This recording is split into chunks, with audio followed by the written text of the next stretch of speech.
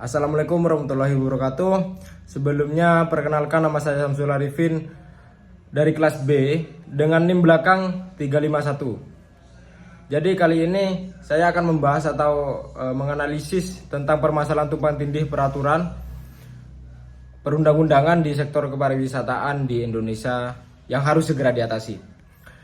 Pada perkembangan sektor pariwisata di Indonesia memiliki perkembangan sumbangan devisa negara yang berasal dari sektor pariwisata di Indonesia berdasarkan sumber infografis di Kementerian Pariwisata dalam kurun waktu 5 tahun mulai 2014 sampai 2019 mencapai 17 miliar US dollar dengan peningkatan yang cukup signifikan. Namun faktanya nilai devisa ini masih belum mengembirakan dibandingkan dengan negara Asia lain, khususnya negara yang memperoleh investasi asing langsung. Namun terdapat beberapa permasalahan lainnya seperti yang terjadi permasalahan tumpang tindih peraturan perundang-undangan terkait sektor kepariwisataan di Indonesia. Tetapi dalam hal investasi usaha pariwisata yang dijelaskan dalam pasal Undang-Undang Nomor 25 Tahun 2007 tentang penanaman modal terkait kewenangan pemberian izin perusahaan, penanaman modal yang dapat diperoleh dari pelayanan terpadu satu pintu sementara PP 24 Tahun 2018, pelaksanaan kewenangan penertiban perizinan berusaha wajib dilakukan melalui lembaga OSS. Jadi oleh karena itu, mengenai batasan kewenangan yang terjadi antara pemerintah pusat, provinsi, dan kabupaten atau kota dalam Undang-Undang Nomor 25 Tahun 2007, yaitu berisi di mana pembagian kewenangan dalam kebijakan tersebut hanya terfokus ke pembagian.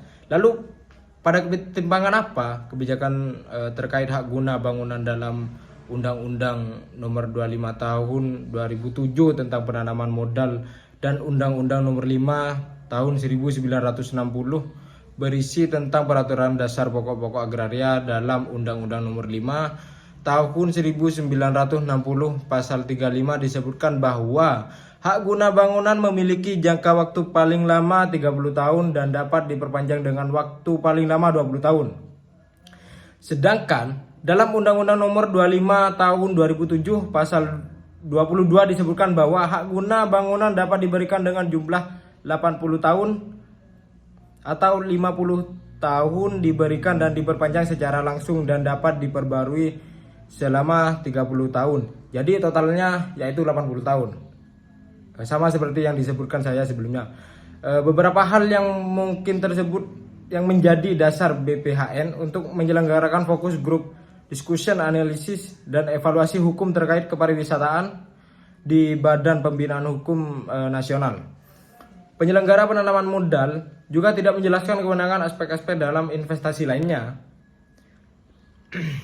Jadi Kepala BPHN Profesor Dr. HR Beni Rianto mengatakan bahwa permasalahan dalam bidang kepariwisataan salah satu disebabkan masih adanya tumpang tindih regulasi baik di tingkat pusat maupun daerah. Salah satunya berasal dari adanya hak guna usaha.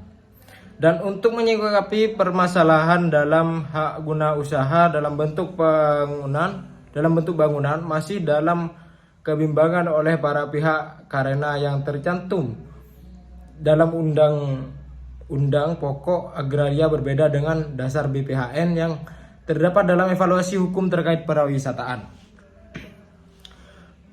Mungkin permasalahan tersebut sebaiknya lebih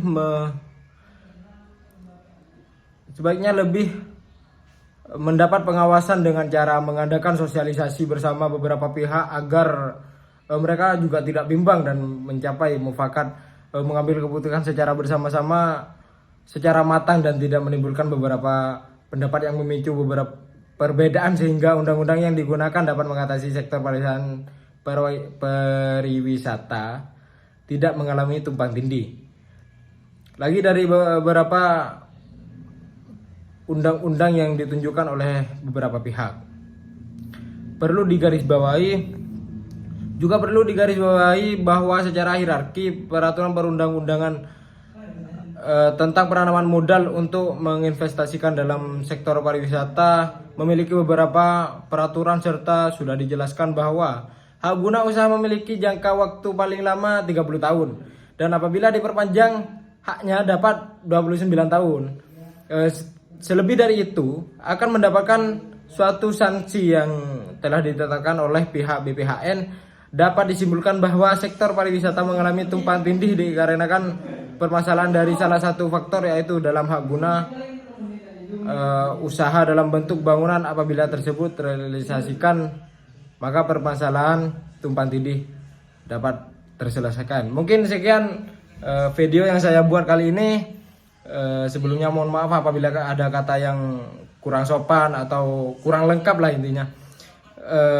Mungkin hanya itu yang dapat kami sampaikan. Selebihnya mohon maaf. Wassalamualaikum warahmatullahi wabarakatuh.